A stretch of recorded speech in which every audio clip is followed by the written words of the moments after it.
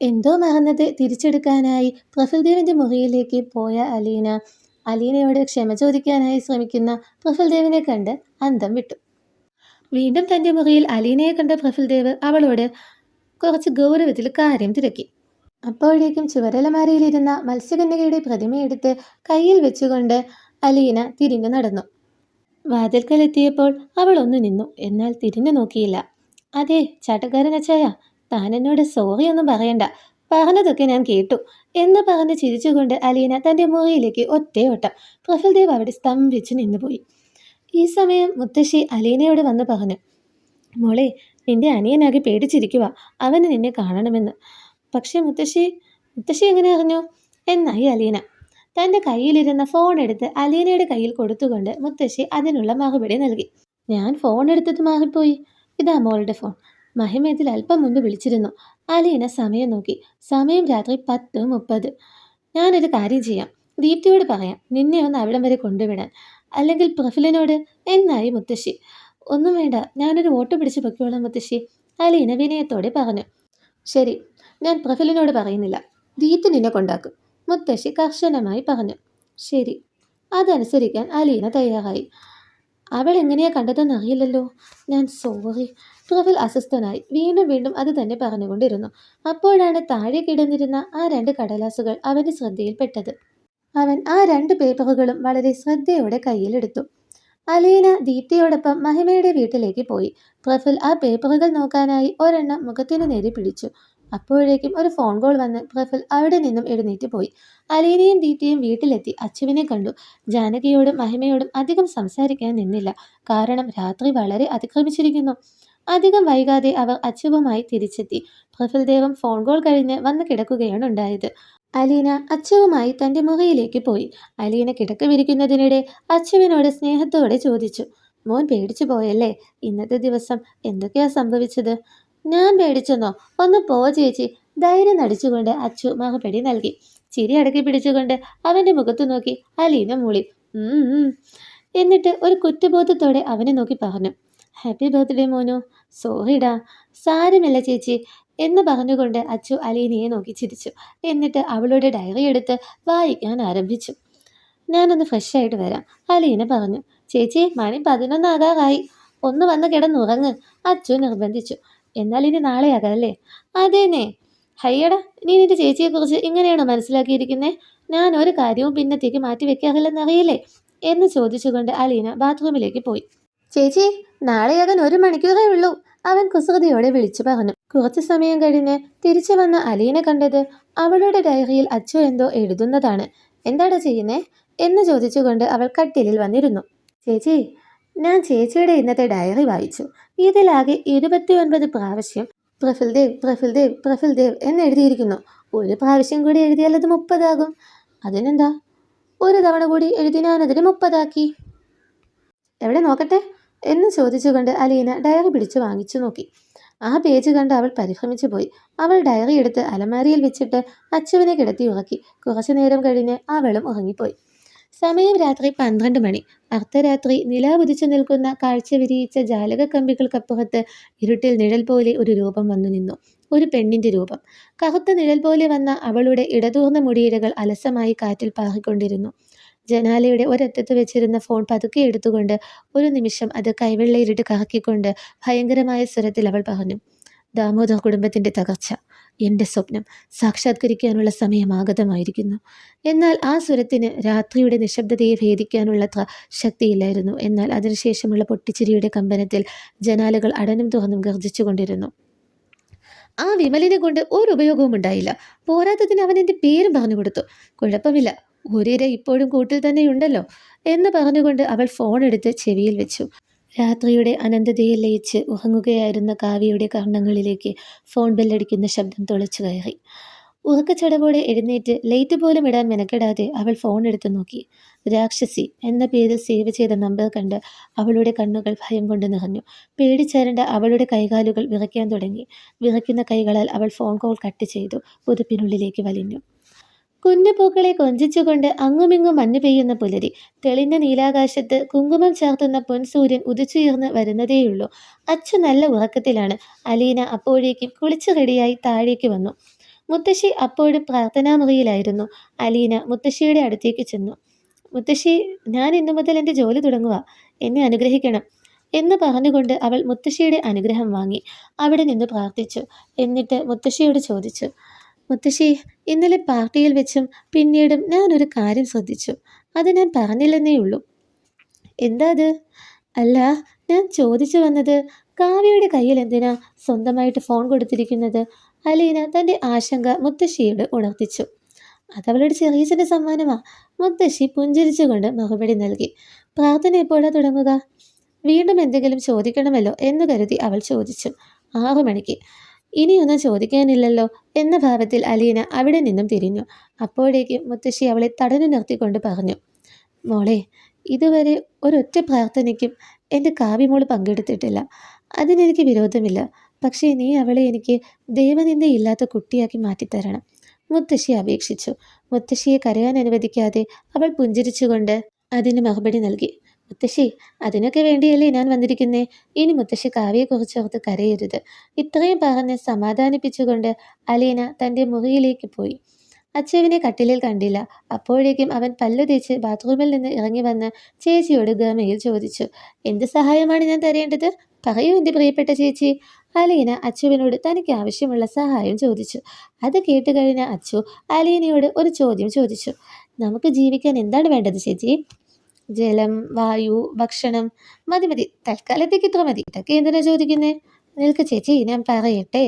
എന്നാ പിന്നെ പറയേ. നമുക്കൊരു സാധനം വാങ്ങണമെങ്കിൽ നമ്മൾ എത്ര രൂപ സമ്പാദിക്കണം? എന്നാൽ ഈ വായുവും വെള്ളവും ഒക്കെ നമുക്ക് ഫ്രീ ആയിട്ടല്ലേ കിട്ടുന്നത്? അതെ, കാട്ടിൽ കളഞ്ഞുപോയ രാജാവിന് ഭിക്ഷക്കാരനും കാട്ടുമാവ് ഒരുപോലെയല്ലേ മാമ്പഴം കൊടുക്കുന്നത്? അത് ഫ്രീ ആയിട്ട്. അതെ ചേച്ചി, അതാണ് പ്രകൃതിയുടെ കാരണം. ചേച്ചി ആദ്യം പ്രകൃതി എന്തെന്ന് അവൾക്ക് കാണിച്ചു കൊടുക്കുക. അവൾ താനെ ദൈവത്തിലേക്ക് എത്തും. അച്ഛൻ വലിയ കാര്യത്തിൽ പറഞ്ഞുകൊണ്ടിരുന്നു. ഒരു നിമിഷം എന്തോ ആലോചിച്ചുകൊണ്ട് അലീന അവനോട് ചോദിച്ചു, ഇതൊക്കെ നീ എവിടെ നിന്ന് പഠിച്ചു? അതിന് തലയ്ക്ക് കൈ കൊടുത്തുകൊണ്ട് അച്ചു മറുപടി നൽകി. എൻ്റെ ചേച്ചി, ഞാൻ കരയുമ്പോഴും ചിരിക്കുമ്പോഴും എപ്പോൾ നോക്കിയാലും ഇതുപോലെ എന്തെങ്കിലും പറഞ്ഞുകൊണ്ടായിരിക്കും ചേച്ചിയുടെ എൻട്രി. ചേച്ചി പറഞ്ഞു തന്നത് തന്നെയായത് എന്ന് പറഞ്ഞുകൊണ്ട് അച്ചു കുളിക്കാനായി പോയി. അലീന ഒരു സംതൃപ്തിയോടെ കാവ്യയുടെ മുറിയിലേക്ക് പോയി. കാവ്യ ഇനിയും ഉണർന്നിട്ടുണ്ടായിരുന്നില്ല. അലീന വാതിലിൽ മുട്ടി വിളിച്ചു. ഉറക്കച്ചടവോടെ അവൾ വന്ന് വാതിൽ തുറന്നു. കാവ്യ, നിന്റെ ഫോൺ എടുക്ക്, അലീന കർശനമായി പറഞ്ഞു. ആ വാക്കുകളും അലീനയുടെ ഗൗരവമാർന്ന മുഖഭാവവും കണ്ട് കാവ്യ ഞെട്ടിപ്പോയി. അത് കണ്ട അലീന അവളോട് സ്നേഹത്തോടെ പറഞ്ഞു, മോളുടെ ഫോൺ എൻ്റെ കയ്യിൽ തന്നേക്ക്. എന്നിട്ട് കുളിച്ച് റെഡിയായി പുറകിലെ ഗാർഡനിലേക്ക് വാ. കാവ്യ തലയാട്ടി. അലീന കാവ്യയുടെ നേരെ കൈനീട്ടിക്കൊണ്ട് വീണ്ടും ഫോൺ ചോദിച്ചു. ഒരു പരുങ്ങലോടെ കാവ്യ ഫോൺ എടുത്ത് അലീനയുടെ കയ്യിൽ കൊടുത്തു. അലീന അതുമായി തൻ്റെ മുറിയിലേക്ക് പോയി. മുറിയിലെത്തിയ അലീന ഉടൻ തന്നെ കാവ്യയുടെ ഫോൺ പരിശോധിച്ചു നോക്കി. അതിലുള്ള ചില കാര്യങ്ങൾ കണ്ട് അലീനയുടെ കണ്ണു തള്ളി. അവൾ അതൊക്കെ തൻ്റെ ഫോണിലേക്ക് ഡൗൺലോഡ് ചെയ്തു. കൂടാതെ രാക്ഷസി എന്ന പേരിൽ സേവ് ചെയ്തിരിക്കുന്ന നമ്പറും അവൾ ശ്രദ്ധിച്ചു. അതും അവൾ എടുത്തു വെച്ചു. അവസാനമായി ആ ഫോണും കൊണ്ട് അവൾ ആ മുറിയിൽ നിന്നിറങ്ങി. ഈ സമയം പ്രഫുൽദേവ് പ്രാർത്ഥനയിൽ പങ്കെടുക്കാൻ തയ്യാറായി നിൽക്കുകയായിരുന്നു. അപ്പോഴാണ് അവൻ ആ പേപ്പറുകളുടെ കാര്യം ഓർക്കുന്നത്. അത് നോക്കാനായി കയ്യിലെടുത്തു. ജിജ്ഞാസയെ മറിക്കുന്ന ഗൗരവത്തോടെ അവൻ ആ പേപ്പറുകൾ നോക്കി. അതിലൊന്ന് അലീനയുടെയും അച്ചുവിൻ്റെയും ഫോട്ടോയായിരുന്നു. മറ്റൊന്ന് ഒരു കത്തും. അവൻ ആ കത്ത് വായിച്ചു. മരിക്കുന്നതിന് മുമ്പ് അലീനയുടെ വളർത്തമ്മ എഴുതി വെച്ചിരുന്ന കത്തായിരുന്നു അത്. അലീനെ, നിന്നെ നമുക്ക് വരമായി കിട്ടിയതാണ്. നീ എന്നും എൻ്റെ സ്വന്തമായിരുന്നു. നിന്റെ സ്ഥാനത്ത് നീയല്ലാതെ മറ്റാരുമില്ല. നിന്റെ ബന്ധുക്കളെ നീ കണ്ടുപിടിക്കുമെന്ന് എനിക്കറിയാം. പ്രഫുൽ കത്തിൻ്റെ അവസാന ഭാഗവും വായിച്ചു. അപ്പോഴേക്കും വാതിൽ തള്ളി തുറന്നുകൊണ്ട് അലീന അവിടേക്ക് കയറി വന്നു. പെട്ടെന്ന് ഒരു ഒച്ച കേട്ട ഞെട്ടലിൽ അവൻ ചോദിച്ചു, താനോ? ഇതെന്താ ഒരു മാനേഴ്സ് ഇല്ലാതെ? ഡോർ നോക്ക് ചെയ്തിട്ട് വരണമെന്നറിയില്ലേ? അലീന ഒന്നും മിണ്ടാതെ ധൈര്യത്തോടെ അവൻ്റെ അടുത്തേക്ക് വന്നു. അവൻ്റെ ഇടതു കൈയിൽ അലീനയുടെ ഫോട്ടോയും പേപ്പറും ഉണ്ടായിരുന്നു. അവൾ പ്രഫുൽദേവിൻ്റെ വലതു കൈയിൽ പിടിച്ചു. താൻ എന്താ ഈ കാണിക്കുന്നേ? പ്രഫുൽ അറിയാതെ ചോദിച്ചു. അവൾ ആ കൈവെള്ളയിലേക്ക് കാവ്യയുടെ ഫോൺ വെച്ച് കൊടുത്തുകൊണ്ട് പറഞ്ഞു, ഫോൺ ആവശ്യമുള്ളൊരു കാര്യമാണ്. പക്ഷെ കൊച്ചുകുട്ടികൾക്ക് അതിൻ്റെ ആവശ്യമില്ല. കാവ്യക്കിനി ഈ ഫോൺ വേണ്ട. അതുകൊണ്ട് അലീന അവിടെ നിന്നും പോകാനായി തിരിഞ്ഞു. പക്ഷേ പ്രഫുൽ അവളുടെ കയ്യിൽ പിടിച്ചുകൊണ്ട് അവളെ തടഞ്ഞു നിർത്തി. അവൾ തിരിഞ്ഞു നോക്കിയ വേഗതയിൽ അവളുടെ മുടിയിഴകൾ കാറ്റിൽ പാറി. പ്രഫുൽദേവ് കോപത്തോടെ ചോദിച്ചു, ഹൗ ഡെയർ യു? നിനക്ക് ഇത്രയ്ക്ക് ധൈര്യമോ? എൻ്റെ ചേട്ടൻ്റെ മകൾക്ക് ഞാൻ കൊടുത്ത സമ്മാനം നിഷേധിക്കാൻ നിനക്കെന്തധികാരം? എൻ്റെ കയ്യിൽ നിന്ന് വിട്, അലീന ധൈര്യം ചോരാതെ പറഞ്ഞു. പ്രഫുലും വിട്ടുകൊടുത്തില്ല. അലീന തൻ്റെ മറ്റേ കൈയിലെ വിരൽ അവനു നേരെ ചൂണ്ടിക്കൊണ്ട് പറഞ്ഞു, മിസ്റ്റർ പ്രഫുൽദേവ്, ഇനി കുറച്ച് ദിവസത്തേക്ക് കാവ്യമോളുടെ കാര്യത്തിൽ ഞാൻ പറയുന്നതേ നടക്കൂ. കാവ്യയുടെ കാര്യം മാത്രമല്ല, എൻ്റെ കാര്യവും എൻ്റെ കയ്യിൽ നിന്ന് വിടാനാ പറഞ്ഞത്. പ്രഫുൽ അവളുടെ കയ്യിൽ നിന്ന് പിടിവിട്ടു. അലീന ആ മുറിയിൽ നിന്നും പോയി. ഹൗ ഡെയർ ഷീ എന്ന് ഉറക്കെ ദേഷ്യപ്പെട്ടുകൊണ്ട് കയ്യിലിരുന്ന കാവ്യയുടെ സ്മാർട്ട് ഫോൺ നിലത്തേക്ക് വലിച്ചെറിഞ്ഞ് അവൻ അവളുടെ ഫോട്ടോ എടുത്ത് മുഖത്തിന് നേരെ പിടിച്ചു. ആ ഫോട്ടോയുടെ നേരെ മുകളിൽ വിരൽ തൊട്ടുകൊണ്ട് അതിനെ രണ്ടായി കീറാനൊരുങ്ങി. അപ്പോഴാണ് പ്രഫുൽ ഒരു കാര്യം ശ്രദ്ധിക്കുന്നത്. ആ ഫോട്ടോ ശരിക്കും ഒരു പേപ്പറിൽ ഒട്ടിച്ചിരിക്കുകയാണെന്ന്. അവൻ ശ്രദ്ധാപൂർവം ഫോട്ടോ അതിൽ നിന്നും ഇളക്കി മാറ്റി. ആ കടലാസിൽ ഇങ്ങനെ എഴുതിയിട്ടുണ്ടായിരുന്നു: അച്ചു, നീ എന്നോട് ക്ഷമിക്കടാ. നീ അറിയാതെ ഒരു കാര്യം എൻ്റെ മനസ്സിനുള്ളിലുണ്ട്. ഈ ജന്മത്തിൽ അതിനേക്കാൾ വലുതായി വലിയ ആഗ്രഹമില്ലെന്ന് തോന്നുന്നു. എൻ്റെ ഈ ആഗ്രഹം നീ അറിഞ്ഞാൽ നിന്റെ മനസ്സ് വിഷമിക്കുമെന്ന് തോന്നി. അതുകൊണ്ട് ഞാൻ നിന്നോട് പറയുന്നില്ല. പക്ഷേ ഒന്നും ഒളിപ്പിക്കാൻ എനിക്കാവില്ലടാ. അതുകൊണ്ട് ഞാൻ ഇതിൽ എഴുതുകയാണ്. എൻ്റെ കുടുംബത്തെ എനിക്ക് കണ്ടുപിടിക്കണം. പ്രഫുൽദേവ് വായിച്ചു നിർത്തിക്കൊണ്ട് ജനാലയുടെ അടുത്തേക്ക് നീങ്ങി. അവിടെ ഗാർഡനിൽ അലീന കാവ്യയെ എന്തൊക്കെയോ പറഞ്ഞ് മനസ്സിലാക്കി കൊടുക്കുന്ന കാഴ്ച കണ്ട് പ്രഫുൽ തൻ്റെ കോപത്തെ ശമിപ്പിച്ചു.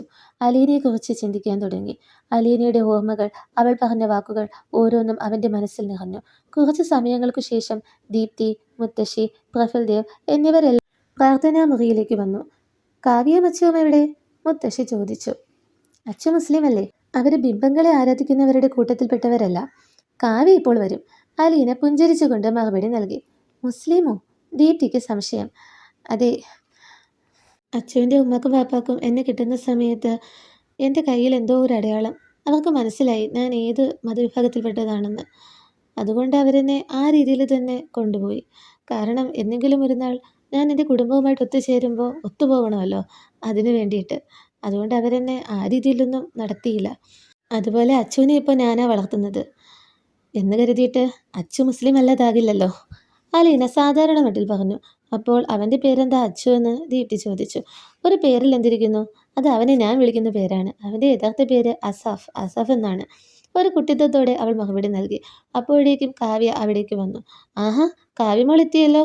വാ വാ, നമ്മൾ മോൾക്ക് വേണ്ടിയാ കാത്തു നിന്നത്. മുത്തശ്ശി ആനന്ദവും അതിശയവും കലർത്തി ചോദിച്ചു. ഇല്ല മുത്തശ്ശി, ഞാൻ എന്നത്തെയും പോലെ ഇന്നും പ്രാർത്ഥനാ മുറിയിൽ കയറില്ല. തികച്ചും സ്വാഭാവികമായ രീതിയിൽ അവൾ മറുപടി നൽകി. എല്ലാവരുടെയും കുറ്റപ്പെടുത്തിയുള്ള നോട്ടം അലീനയുടെ നേർക്കായിരുന്നു. മോളെ കാവ്യ, ഗാർഡനിൽ വെച്ച് ഇങ്ങനെയൊന്നും ആയിരുന്നില്ലല്ലോ നീ പറഞ്ഞിരുന്നത്? അലീന സന്ദേഹത്തോടെ ചോദിച്ചു. ഇല്ല ചേച്ചി, ദൈവത്തിൽ എനിക്ക് വിശ്വാസമുണ്ട്. എന്നാൽ ഏത് ദൈവത്തിലാണ് ഞാൻ വിശ്വസിക്കേണ്ടത്? അങ്ങനെ എന്തൊക്കെയോ കാവ്യ ചോദിച്ചു കൊണ്ടിരുന്നു. ഒന്നും മനസ്സിലാക്കാതെ എല്ലാവരും മുഖത്തോട് മുഖം നോക്കി നിൽക്കെ കാവ്യ തുടർന്നു. ഈ പ്രാർത്ഥനാ മുറിയിൽ തന്നെ എന്തുമാത്രം ബിംബങ്ങളുണ്ട്. പിന്നെ അലീന ചേച്ചിയുടെ കയ്യിലോ പ്രപഞ്ചത്തിൽ എല്ലാത്തിനും മീതെ ഒറ്റ ദൈവമേ ഉള്ളൂ എന്നാണ് ഞാൻ കേട്ടിട്ടുള്ളത്. എന്നിട്ട് അങ്ങനെ തന്നെയല്ലേ അലീന ചേച്ചിയും പറയുന്നത്? നിർത്തടി അധിക പ്രസംഗി. കാവ്യയുടെ വായടുപ്പിച്ചുകൊണ്ട് ദീപ്തിയുടെ ശബ്ദമുയർന്നു. ദീപ്തിയുടെ കോപത്തിൽ കാവ്യ വിറയ്ക്കുന്നുണ്ടായിരുന്നു. അലീന കരഞ്ഞുകൊണ്ട് തൻ്റെ മുറിയിലേക്ക് ഓടിപ്പോയി. അത് കണ്ട പ്രഫുൽദേവിന് വിഷമമായി. കാവ്യ, അവൾ നിന്റെ മിസ്സല്ലേ? മിസ്സിനോട് ഇങ്ങനെയൊക്കെയാണോ എന്ന് കുറ്റപ്പെടുത്തിക്കൊണ്ട് പ്രഫുലും അലീനയുടെ പിന്നാലെ പോയി. ആ മുറിയിൽ തിളങ്ങി നിന്നിരുന്ന ഫോട്ടോകളും ബിംബങ്ങളുമെല്ലാം വാരിക്കൂട്ടി നിലത്തിട്ടുകൊണ്ട് അവൾ അവിടെ തളർന്നിരുന്നു. അപ്പോഴേക്കും പ്രഫുൽ അലീനയുടെ മുറിയുടെ ജനാലയ്ക്കരികിലെത്തി. അവിടേക്ക് പോകണോ എന്ന് ശങ്കിച്ചുകൊണ്ട് ഒരു നിമിഷം അവൻ അവിടെ തന്നെ നിന്നു. അപ്പോഴാണ് അവന് അത് ശ്രവിക്കാനായത്. കണ്ണീരിൽ ചാലിച്ചുകൊണ്ട് അവൾ പറഞ്ഞ വാക്കുകൾ. എൻ്റെ യഥാർത്ഥ കുടുംബത്തെക്കുറിച്ചുള്ള എൻ്റെ സങ്കല്പങ്ങളായിരുന്നു ഇതിനുള്ളിൽ. അത് കേട്ട പ്രഫുൽദേവ് അവിടേക്ക് നോക്കിയപ്പോൾ കണ്ടത് കരഞ്ഞുകൊണ്ട് പ്രതിമകളുടെ ഉള്ളിൽ നിന്ന് ചുരുട്ടിയ പേപ്പറുകൾ എടുത്ത് നിവർത്തി നിവർത്തി വെക്കുന്ന അലീനയെയാണ്. അപ്പോൾ പെട്ടെന്ന് തൻ്റെ മുറിയിലേക്ക് മത്സ്യകന്യകയുടെ പ്രതിമയെ എടുക്കാൻ വന്ന അലീനയെയും ഫോട്ടോയ്ക്കുള്ളിൽ എഴുതിയിരുന്ന കാര്യവും കത്തുമായിരുന്നു പ്രഫുൽദേവിൻ്റെ ഓർമ്മയിലേക്ക് കയറി വന്നത്. അപ്പോൾ അവിടെ നിന്നും ബാക്കിയുള്ളവർ വരുന്നത് പ്രഫുൽ കണ്ടു. അലീനയുടെ മനസ്സിൽ ഇതായിരുന്നുവെന്ന് അച്ചു അറിയരുതല്ലോ. ഇവരോടൊപ്പം അച്ചുവുമുണ്ട്. എന്തെങ്കിലും ചെയ്തേ മതിയാകൂ എന്നു കരുതി പ്രഫുൽ അലീനയുടെ മുറിയിലേക്ക് ഓടിക്കയറി. ഒരു ഞെട്ടലോടെ അവൾ അവനെ നോക്കി. പക്ഷേ പെട്ടെന്ന് ഞെട്ടി എഴുന്നേറ്റ അവളുടെ കയ്യിൽ നിന്ന് ആ കടലാസ് കഷണങ്ങൾ തുരുതുരെ താഴെ വീഴാൻ തുടങ്ങി. പ്രഫുൽ ഉടൻ തന്നെ താഴെ നിന്നും അതൊക്കെ പെറുക്കിയെടുത്തു. അലീന ഒന്നും മനസ്സിലാകാതെ പ്രഫുലിനെ തന്നെ നോക്കി നിന്നു. പ്രഫുൽ ഉടൻ തന്നെ കാവ്യ പറഞ്ഞത് കേട്ടില്ലേ എന്ന് പറഞ്ഞതുകൊണ്ട് ബാക്കി ഉണ്ടായിരുന്ന പ്രതിമകൾ വലിച്ച് താഴെയിടാൻ തുടങ്ങി. അപ്പോഴേക്കും എല്ലാവരും കയറി വന്നു. ഏവരും സ്തംഭിച്ചു നിൽക്കെ ഒരു സ്ഫടിക പ്രതിമ അലീനയുടെ കാലിൽ വെച്ച് പൊട്ടിച്ചിതറി. ആ, അലീന നിലവിളിച്ചു. എല്ലാവരും അലീനയുടെ നേരെ വരാൻ ആനതയുള്ളൂ. അതിനോടകം പ്രഫുൽദേവ് അവളോട് ചോദിച്ചു, എന്താ പറ്റിയത്? അത് കേട്ട് എല്ലാവരും അത്ഭുതപ്പെട്ടു. പ്രഫുൽ അവളെ അവിടെ കട്ടിലിൽ ഇരുത്തി. കാലിൽ മരുന്ന് തേച്ച് ബാൻഡേജ് ഇട്ട് കൊടുത്തു. എന്നിട്ട് ഗൗരവത്തോടെ ജോലിക്കാരനെ വിളിച്ചു. അപ്പോഴും അലീനയുടെ പേപ്പറുകൾ അവൻ്റെ കയ്യിൽ തന്നെ ഉണ്ടായിരുന്നു. മുത്തശ്ശിയും മറ്റും അലീനയുടെ അടുത്തേക്ക് വന്നു. സോറി ചേച്ചി, കാവ്യ അലീനയെ കെട്ടിപ്പിടിച്ച് കരഞ്ഞു. ഒരു സംതൃപ്തി ഉള്ളിലൊളിപ്പിച്ച് ഗൗരവം ഭാവിച്ച് പ്രഫുൽ പുറത്തേക്ക് ഇറങ്ങാനൊരുങ്ങി. എന്നാൽ കഥകിൽ അറിയാതെ കാല് തട്ടി ഒരു നിമിഷം അവൻ വേദന കൊണ്ട് വിളിച്ചു. ആ, എന്താ പറ്റിയത് എന്ന് ചോദിച്ചുകൊണ്ട് അലീന അങ്ങോട്ടേക്ക് ആഞ്ഞു. അപ്പോഴേക്കും വേണ്ട എന്ന അർത്ഥത്തിൽ പ്രഫുൽ തിരിഞ്ഞു നോക്കാതെ കൈ കാണിച്ച് അവിടെ നിന്നും പോയി. അങ്ങനെ ഈയൊരു കഥ അതിൻ്റെ ശരിക്കുള്ള കഥയിലേക്ക് ഇങ്ങനെ കടന്നുകൊണ്ടിരിക്കുകയാണ്. അപ്പോൾ ഇനി എന്തുണ്ടായി എന്നറിയാൻ പ്ലീസ് വെയിറ്റ്.